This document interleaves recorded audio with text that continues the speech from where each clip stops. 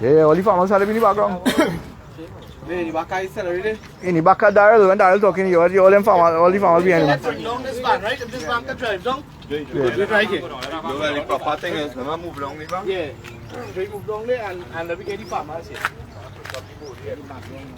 Right?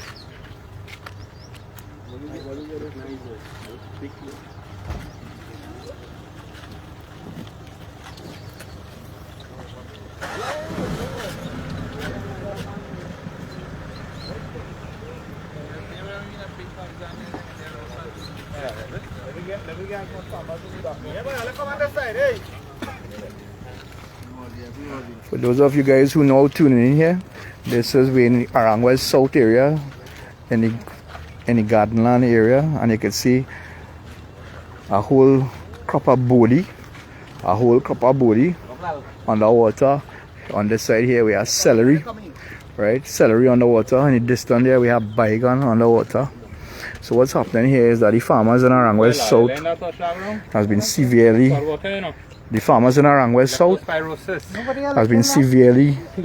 damaged because of the crops has been severely because of the water. We also have President Daryl Rampersad here going to do an interview.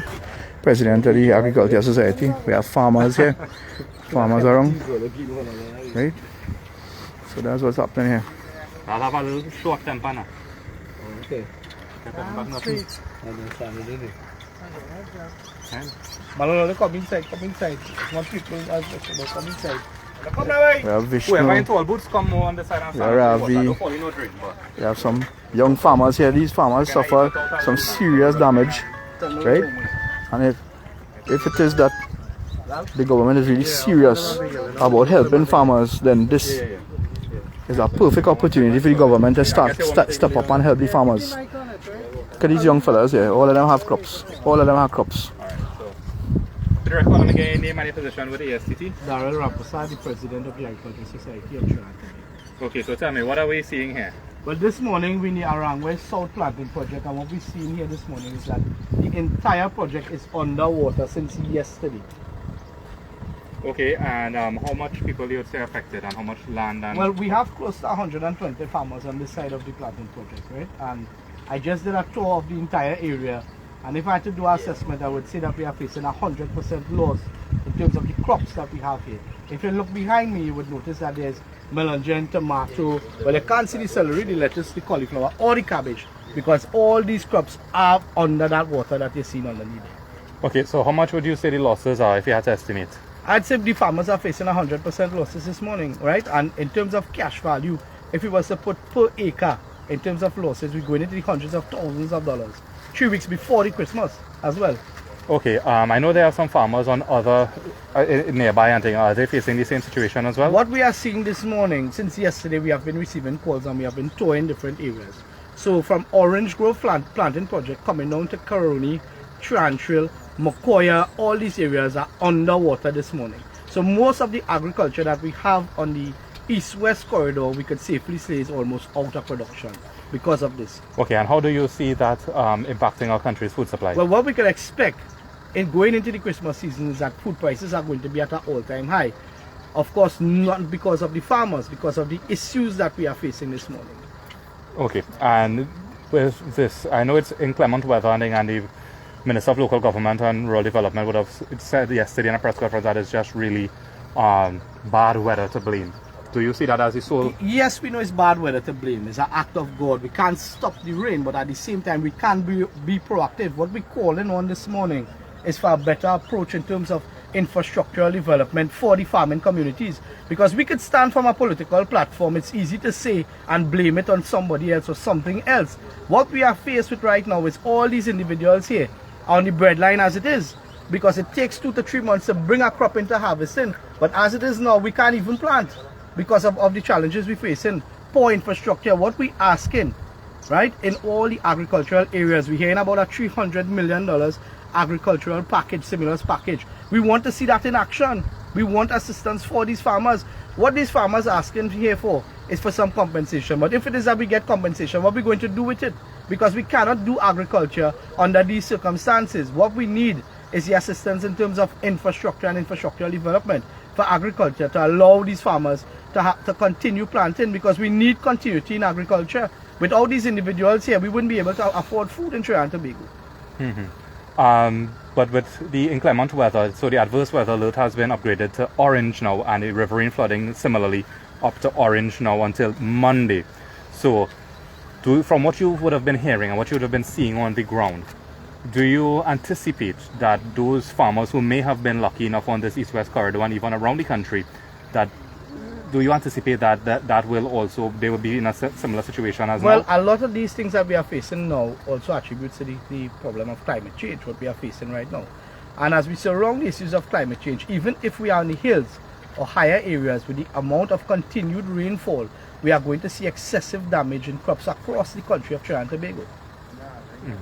Okay. Anything else you want to add? That's a definite question. Right. So what we're calling on this morning is that we know that a lot of farmers, right, do not have farmers badges, and we are asking that we base it upon production and not on who holds a farmer's badge. What we're asking for besides that is again proper infrastructural development. This is what we're looking for in the Aranguez area and all the planting projects in Trinidad and Tobago. Because if it is that we could take a proactive approach, we wouldn't be standing here this morning. Imagine I was in Orange Grove as well yesterday, and after so many years being a planting project, since we haven't sugar cane, we don't have a pump house in Aranguez. We have a pump house, we don't have a pump house in Orange Grove, sorry. We have a pump house here in Aranguez, and constantly we have to continue to repair it, fix it. It's always under damage. Okay, all right. We have the MP here too. MP Salam. You want to take one of the farmers' point of view, because they will understand best what they're going through. Ravi? Who? Kit? Yeah, well, let Kit come and say something from the farmer's point of view what's going on. Or Joe, if you want to say something. So, MP have a set of farmers. This water will go down and affect the farmers on the side. Thank you, sir. Ready? Yeah, we will talk after. Okay. Where Keith? Who's Keith? Kit Popali?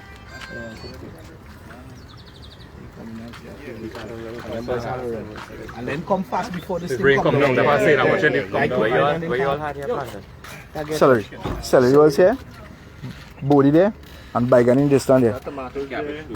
These young boys, all these young boys here, the farmers here, and all of them lose. Estimated losses. MP Saddam just joined, MP Saddam Hussein, MP for Bata. So will we expect increase in food prices again for Christmas? whoever lucky to get food there. We wanted to say a few words on behalf of the farmers beside myself what taking place here. Because I just come out from your area there and see the amount of losses. Right, so Ms. Popali will say a few words. So those who watching here, we in Aranguez South. I just want to clip Aranguez this South. on top, right? Sorry for the picture. With farmers. MP Saddam is also here, President of the Agricultural Society. And they're doing an interview showing the amount of flood damage they have with their crops. Really, really sad. Farmers lose 100% of their crops. Let me get for the record your name and where you plant. Okay, ready? Yeah? Okay, my name is Teslina Papali. I plant in Aranguez, South here, closer to the highway, Teslina. Yes. Spell it Tasslina. And the last name? Popale. Okay, excellent. So how long have you planted there for? We've been planting here for more than 40 years. Wow. And I mean, is this the first time you all are going through something like this? No. We experience this every year, but this is worse than 2018 flood. We haven't received compensation for 2018 flood as yet. We are still waiting on compensation. And it's an ongoing thing. Okay, what have you all lost? Tomato, bodi, cucumber, Karaili, same. And we do a red type of sweet pepper and red okra and yam. How much land it is you said that you all plant? 3 acres. 3 acres. So just give me an idea what does you all go through to even prepare that land and get to a point that you all are at now. A lot of money. I can't give you a early estimate. We lost a lot. And what are you all going to do now? Well, I have seedling home already set. I have no land to plant. Right now, except Orange Grove. And to run up there, we went this morning, but the land is impassable. There's water on the road. So we couldn't go to the land. We have sorrel up there and other fruit trees. And we can't go to the land. But I mean, is this the sole source of income for your family? Yes, it is. So what are you all going to do for that Christmas period coming up? We don't have Christmas, we don't have Diwali, we don't have Eid. We didn't have any of that this year. It's very hard for us. And it's all because of the same flooding? Same flooding. Wow. Anything else you want to let us know? The riverbank, I reported it to Land and Drainage Department. Ministry of Works. They came, they did their site visit. They came back and they did measurements to fix the part of the river. They came back and they told us that they took the measurements and they have no funds. But drainage equipment came in earlier this year, about 2 or 3 months ago, and they truck out some of the material. They built the bank on the bamboo side higher than the bank on the side. You can go there and you will see for yourself. Where the water came across the river is where they stopped prepare about fixing the line. They're only doing top thing for people to see from the highway. You can see, oh yeah, they're cleaning the river. But they're not cleaning the river, they're cleaning the grass from the river, and that's not fair. Do the correct thing, drain the mouth. Correct. Drain the mouth of Correct. the river. At least 3 miles or 4 miles inside, and then we will see something happening. Otherwise, we losing. Look at things we lose here. People have family. This boy have a wife and children, 2 children to mind. Can't do nothing. No income. Nobody here have other income but farming. Okay, thank you very much. If I can just look it. Right, have we got you now? No? Good morning.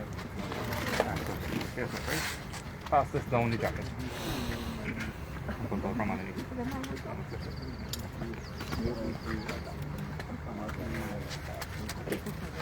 Be careful of what's happening from there.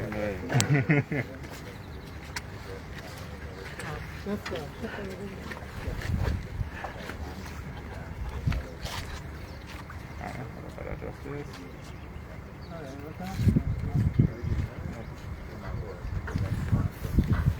Alright, Mr. Hussain. Alright, Mr. Hussain, so what is your impression of what's going on here now? Good morning, everyone. Saddam Hussein, Member of Parliament for the constituency of Baratory San Juan. And probably telling Ms. Papali came right before I spoke, because last evening I was touring my constituency in the El Socorro South area, and while she was complaining about all the losses that she faced because of her land that is being flooded, her home was flooded last night.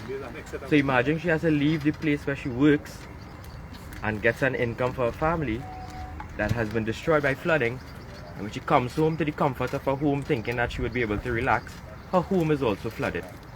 And all of this is contributing because of the poor maintenance taking place by the Ministry of Works and Transport. These farmers that I'm here, this is not the first time that they are facing losses, you know. This is not the first time they're complaining. There are only 2 seasons in Trinidad, the dry season and the wet season. Why isn't the government taking the necessary steps in the dry season to prepare for the wet season so that the farmers don't have to go through this every single time? We just came out of a pandemic where food prices has increased to astronomical levels. And now when farmers' crops are being destroyed, there will obviously be a shortage of food items on the market. Again, leading to an increase in food prices. Christmas is just a couple weeks again. And some of the farmers are now telling me that we don't know if we may have enough fresh produce for that Christmas period because of how close this flooding is to the Christmas period.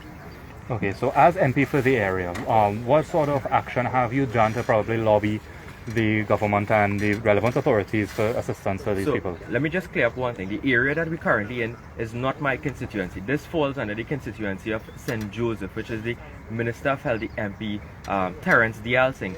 But some of my constituents farm in this area, and I think it is my duty to stand up for some of them.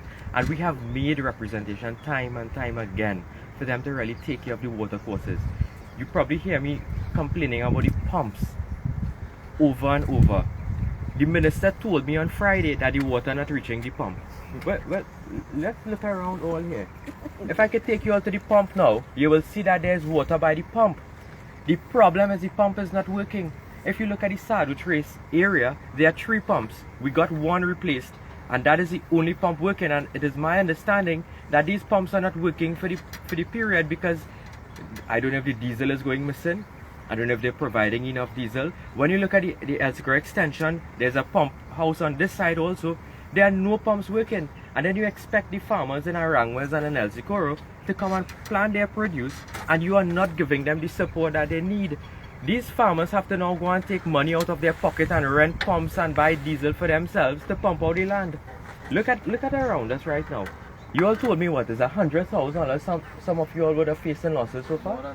More than that. I mean, come on, this is totally unacceptable. Totally unacceptable. And this Ministry of Works and Transport has been allocated billions and billions of dollars, yet we have bad roads, we have flooding. And look at these farmers this morning, look at their faces. I mean, come on. When you think that they will have a joyful Christmas, preparing the land for a couple months ago, reaping their crops, taking care of the crops every day, thinking that now is the time of the year they may be able to reap the crops and make some profit for a happy Christmas, look at what they have to face behind me.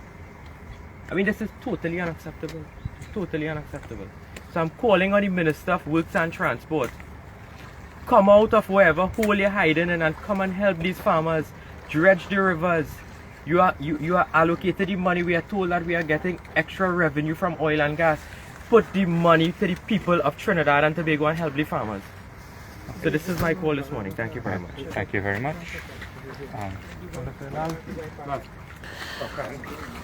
So you guys, we at Aranguez South here.